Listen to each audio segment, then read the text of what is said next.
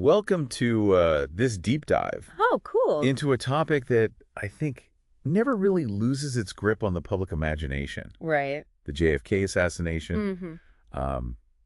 We got sent a 1999 issue of Kennedy Assassination Chronicles. Oh, wow. It's like cracking open a time capsule. Yeah. We're going to be sifting through letters from the editor research updates, Cool. conference highlights, and maybe even a little controversy. Sounds like fun.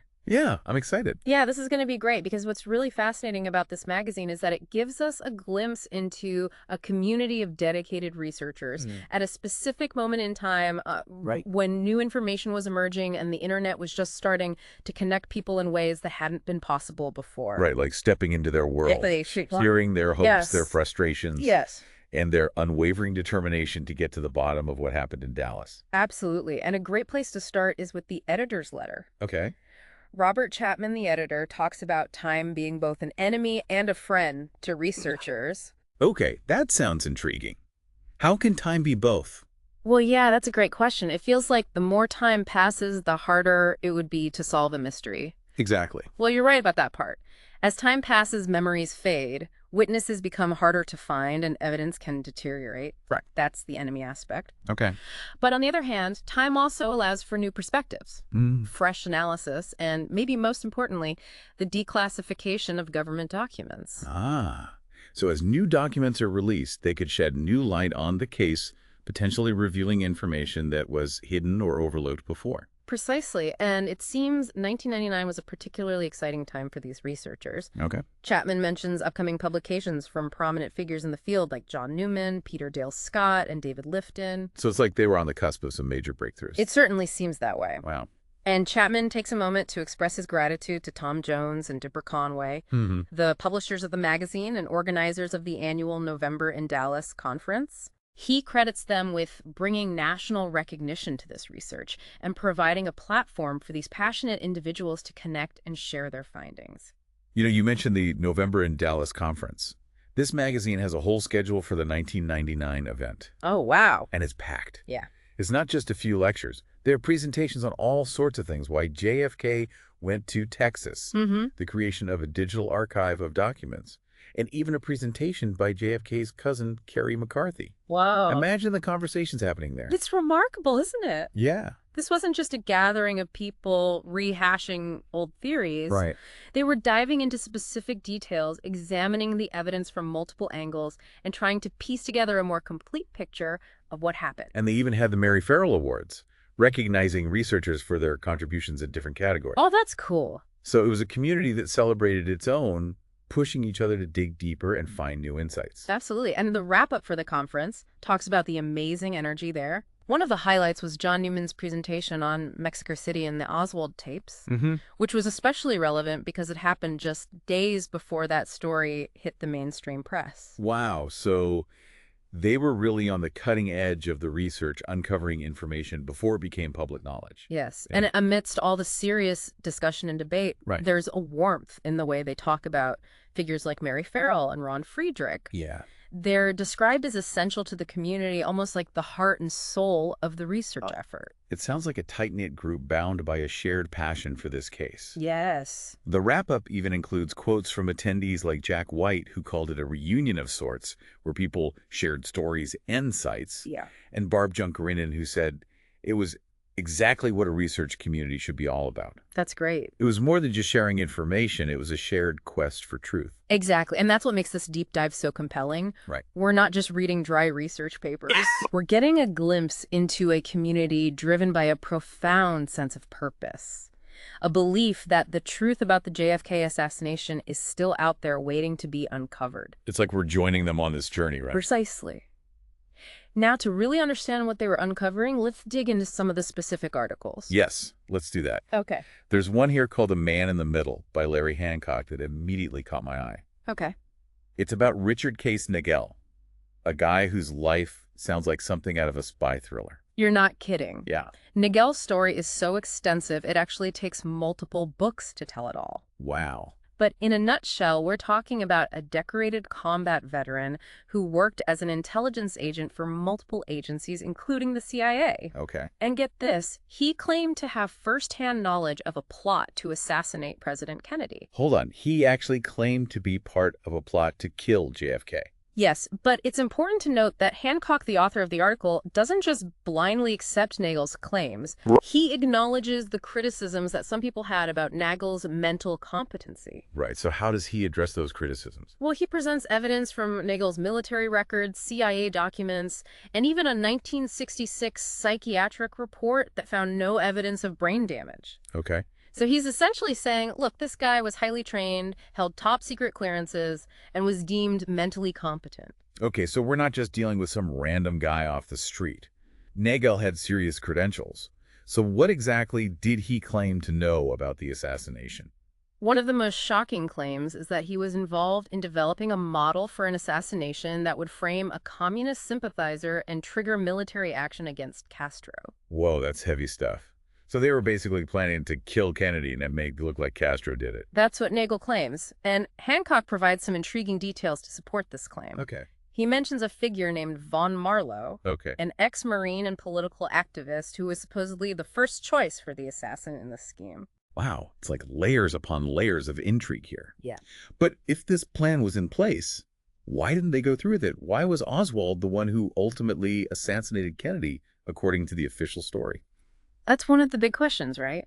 Nagel also claimed that he was involved with Lee Harvey Oswald and a plot against JFK that was planned for September 1963 in the Northeast. Wow. He even named specific Cuban exiles he believed were connected to the conspiracy people like Sergio Arcacha Smith, Carlos Quiroga, and Tony Cuesta. Wait, so Nagel is saying that there were multiple plots against JFK, potentially involving different groups of people. Yes. This is getting more and more complex. Yes. And what's interesting is that Hancock doesn't just present Nagel's claims in isolation. Okay. He connects them to independent corroboration from other sources, people like Rose Cheramy, Leander Beckham, and William Gaudet. Wow. It's like he's saying, look, this isn't just one man's crazy story. There are threads of evidence from multiple sources that seem to converge. So he's building a case, trying to show that there's more to Nagel's story than meets the eye. He's not saying Nagel was definitely telling the truth, but he's suggesting that his claims deserve serious consideration. Right. He's laying out the information, the evidence, the corroboration, and essentially inviting you, the reader, to think critically and draw your own conclusions. It's a fascinating approach, isn't it? It is. It's not about telling you what to think, right, but rather giving you the tools to think for yourself. Right. Now, there's another article in this magazine that I think we need to talk about. Okay. It focuses on the physical evidence, specifically the limousine that JFK was riding in when he was shot. Yes. An examination of the presidential limousine in the White House garage by Pamela McElwain-Brown. Exactly. This one really gets into the nitty-gritty of the forensic details. Exactly. And it starts by painting a vivid picture of the scene at Parkland Hospital after the assassination. She describes the limousine, which was called SS-100X, as being covered in blood brain matter and even roses that had been in the car with the Kennedys. It's a stark reminder of the violence and tragedy of that day. And from there, she starts raising some serious questions about the way the Secret Service handled the limousine. Okay. For example, why was the top put up immediately after the shooting? Okay.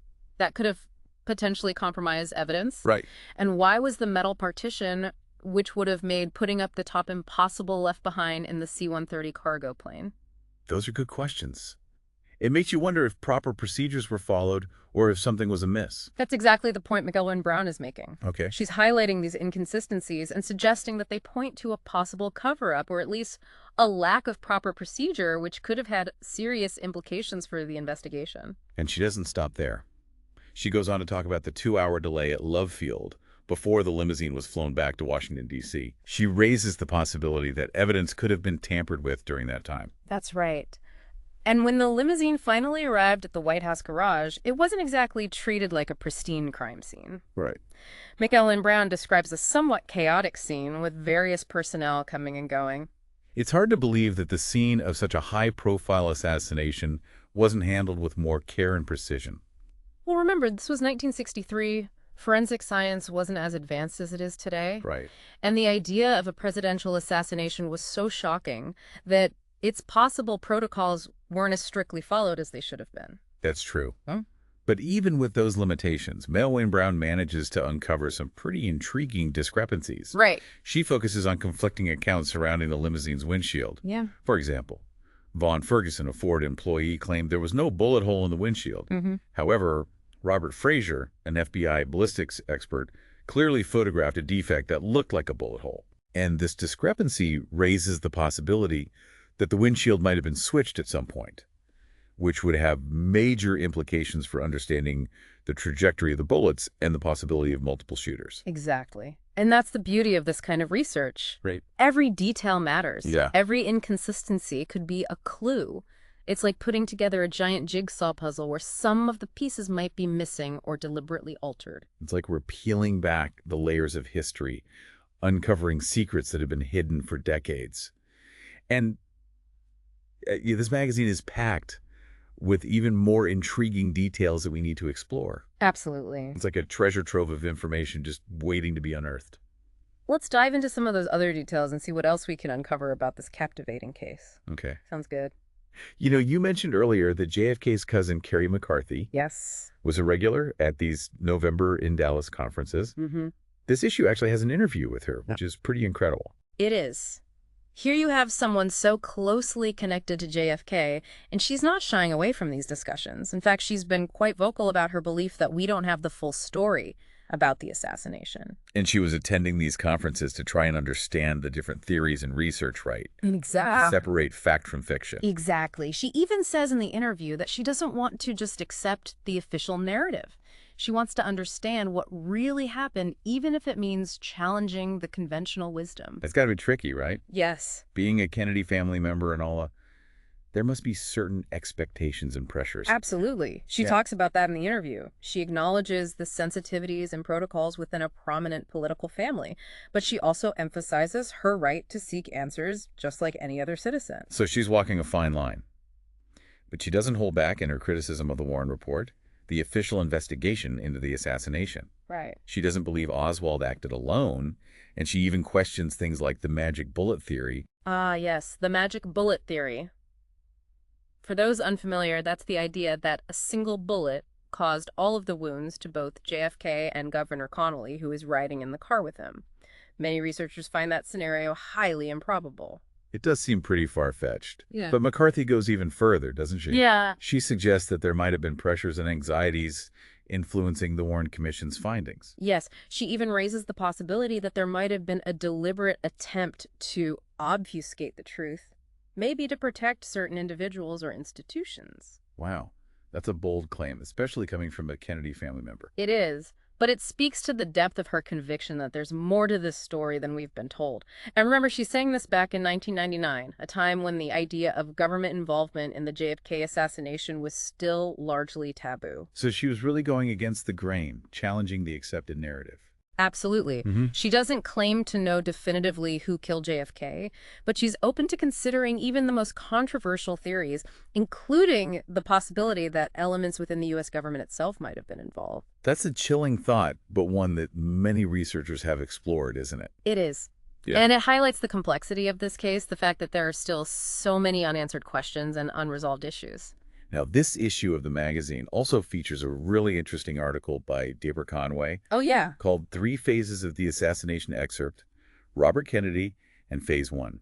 Have you had a chance to read that one yet? Yes, and it's a fascinating deep dive into the alleged assassination attempts on Fidel Castro. Okay. And how those attempts might be connected to the assassination of JFK.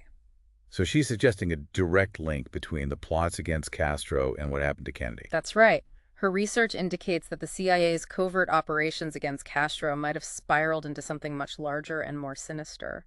Okay, let's break this down a bit. She talks about 3 distinct phases of assassination attempts on Castro. What was the first phase all about? Well, according to Conway, the first phase involved a collaboration between the CIA and organized crime figures like John Rosselli and Sam Giancana. Whoa, the CIA working with the mob. That sounds like something out of a movie. It might, but it's a well-documented aspect of Cold War history. Wow. And Conway backs up her claims with declassified documents and testimonies. She lays out a detailed timeline of these early plots against Castro. So the U.S. government was actively trying to get rid of Castro using some pretty shady tactics. That's what the evidence suggests. And Conway highlights the role of a key figure in these operations, a CIA operative named William Harvey. She suggests that Harvey's involvement in the anti-Castro plots might have ultimately set the stage for JFK's assassination. Okay, but how does she make that connection? How do we go from plots against Castro to the assassination of JFK? That's the key question, right? What Conway is suggesting is that the same networks and individuals involved in those plots against Castro might have turned their attention to JFK. Why would they do that? Yeah. What would be the motive? There are a few possibilities. Maybe they saw JFK as an obstacle to their objectives in Cuba, perhaps because he was hesitant to escalate the conflict with Castro. Oh, right. Or maybe they saw him as a threat to their operations more broadly, someone who might expose their activities or rein them in. It's chilling to think that the people tasked with protecting our country might have been involved in something so sinister. It is a chilling thought, and Conway doesn't shy away from the political implications of this theory. Right. She points out that Robert Kennedy, JFK's brother, was actually involved in some of the early planning and discussions regarding those anti-Castro operations. Wow. So RFK might have inadvertently played a role in creating the conditions that led to his brother's assassination. That's one interpretation. It's also possible that RFK later became aware of the danger his brother faced from these networks, and that this knowledge might have fueled his own investigations into the assassination after JFK's death. It's like a Greek tragedy, a story of betrayal and intrigue that played out on the world stage. Exactly. Conway's research doesn't provide all the answers, but it offers a framework for understanding the complex web of relationships, motives, and events that might have converged in those fateful days leading up to November 22, 1963. It's incredible how much information is packed into this one magazine. Yeah. It's like every article we turn to reveals a new layer of complexity and intrigue. You're absolutely right. And there's another piece here that offers a glimpse into the challenges and successes researchers faced in accessing government documents. Okay. It's called Doug Home Specifics in the Files. Okay. And it focuses on the work of Doug Home, a researcher who served on the Assassination Records Review Board, or ARRB. The ARRB was created in the 1990s to oversee the release of government documents related to the assassination, right? That's right. And Holmes' article provides a behind-the-scenes look at that process, the painstaking work of sifting through archives, trying to identify and retrieve relevant documents. He talks about the frustration of encountering roadblocks, the thrill of uncovering hidden documents, and the importance of meticulous documentation and analysis. So it wasn't just a matter of requesting documents and getting them right. Right. There were obstacles and hurdles to overcome. Absolutely. He talks about the disappointment of not being able to locate the original Air Force One tapes, which contained conversations from the flight back to Washington, D.C. after the assassination.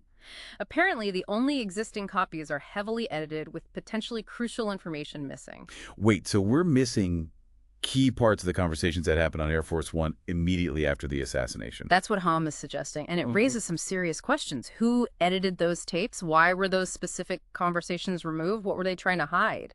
It points to a lack of transparency, a reluctance to reveal the full story.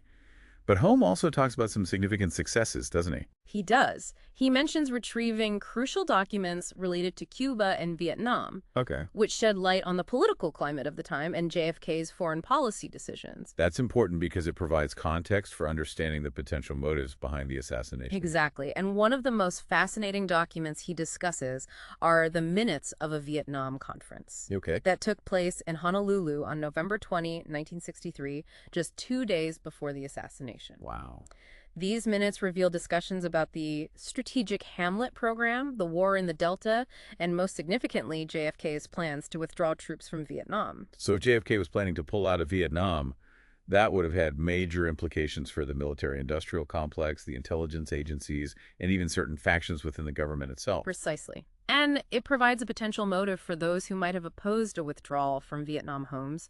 Research suggests a possible connection between JFK's foreign policy decisions and the forces that might have conspired against him. It's amazing how these researchers are able to connect the dots, drawing from historical documents, witness testimonies, and forensic evidence to build their cases. It's a testament to their dedication and their relentless pursuit of the truth. They're not just passively accepting the official narrative, they're actively challenging it, pushing the boundaries of what's considered acceptable discourse on this sensitive topic. And this magazine gives us a front row seat to that process. It does. We're seeing how they're piecing together the puzzle, examining every detail, every inconsistency, every potential clue. It's like watching a detective story unfold, but with real-world consequences. And they're not just armchair detectives. Yeah. They're interviewing witnesses, Yeah. analyzing documents, and conducting their own investigations. Exactly. And they're doing it with a level of detail and passion that's truly inspiring. Speaking of inspiration, Yeah. there's another article here that really resonated with me. Okay. It's called Why the JFK Assassination Still Matters. And it's written by Bill Holliday, who was awarded JFK Lancer's 1999 Teacher of the Year Award.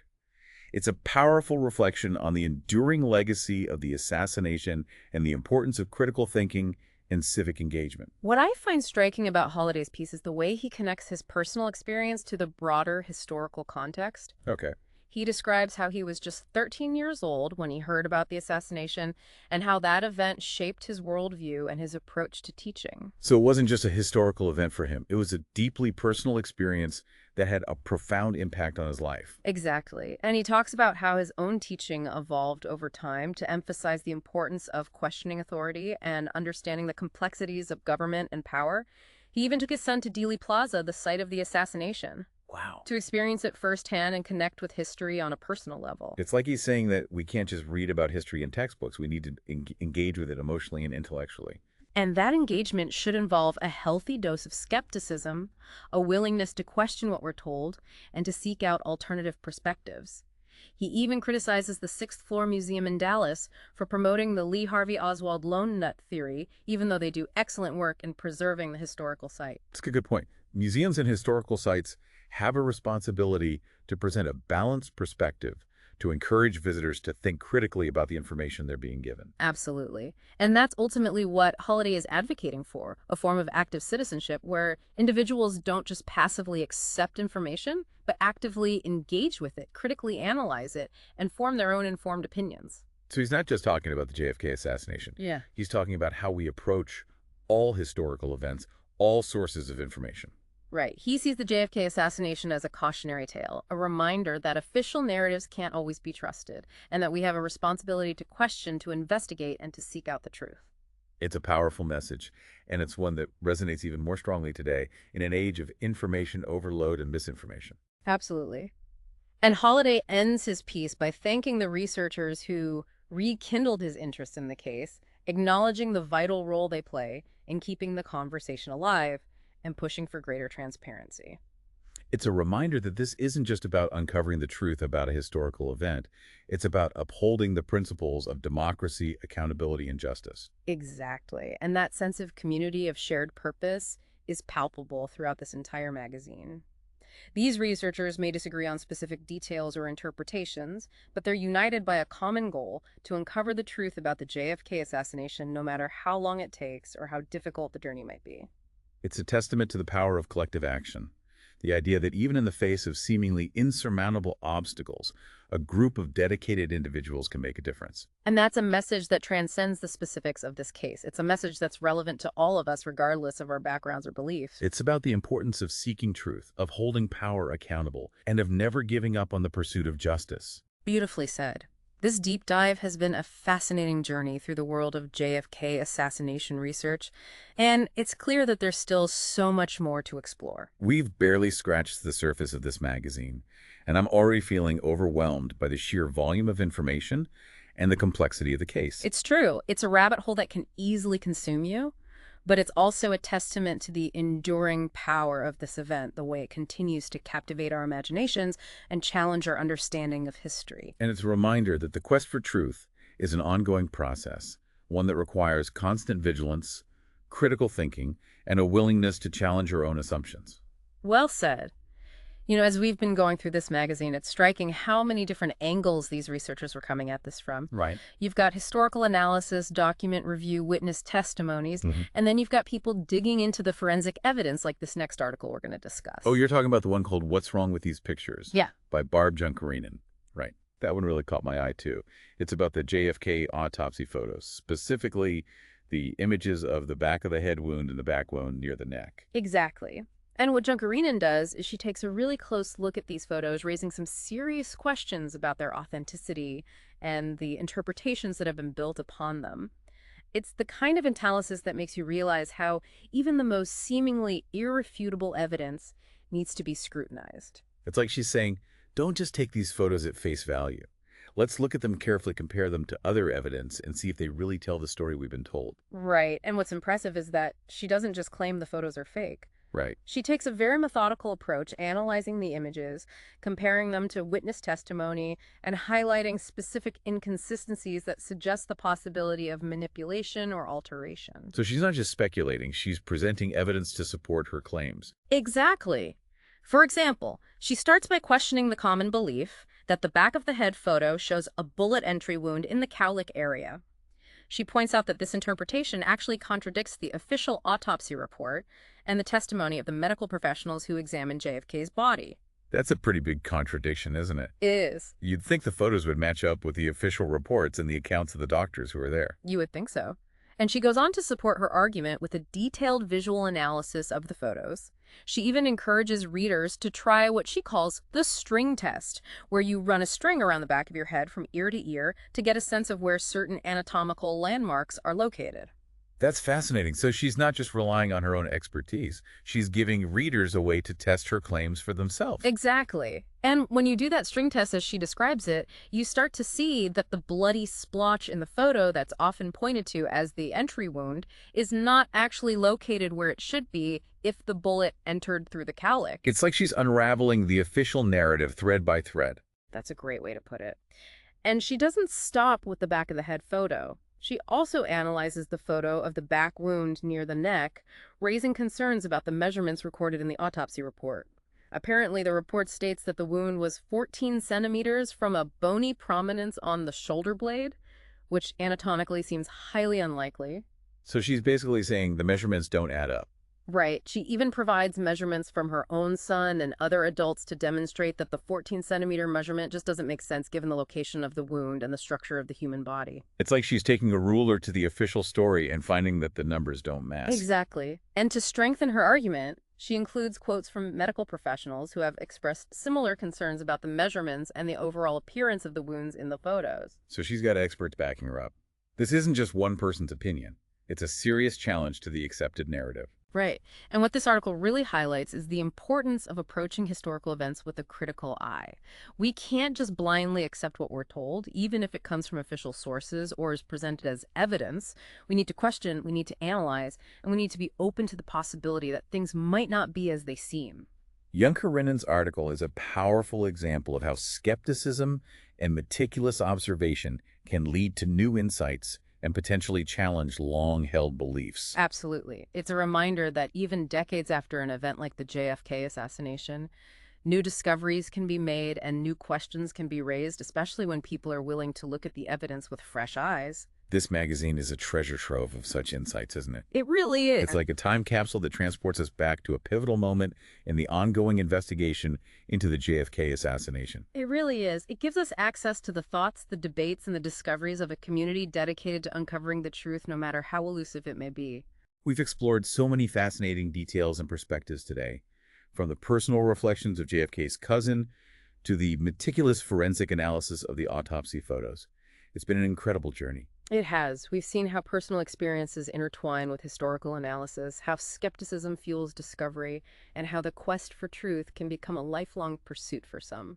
And while we may never definitively know all the answers surrounding the JFK assassination, the search itself is a testament to our enduring need to understand the past and to make sense of events that have shaped our world. Beautifully said. This deep dive has been a reminder that history is not just a collection of facts and dates. It's a living, breathing narrative that continues to shape our present and influence our future.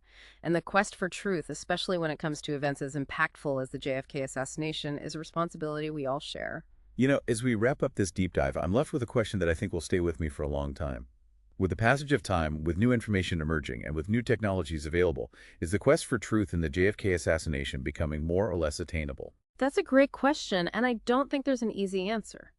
On the one hand, you could argue that as time passes, memories fade, witnesses disappear, and evidence deteriorates, making the truth harder to reach. But on the other hand, we've also seen how the release of previously classified documents, the advancements in forensic technology, and the tireless efforts of researchers have brought us closer to a more complete understanding of what might have happened that day in Dallas. Exactly.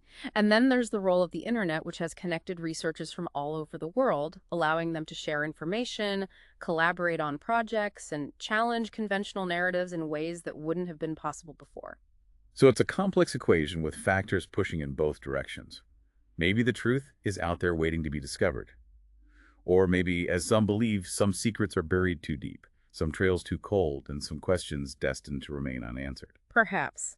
But what this deep dive has shown us is that the search itself is valuable, that the act of questioning, of exploring, of challenging the status quo is essential to a healthy democracy and a vibrant intellectual culture. We might never fully unravel the mysteries surrounding the JFK assassination, but the journey itself is a testament to the human spirit, our unwavering desire to make sense of the past, and our persistent hope that the truth will eventually prevail. Well said.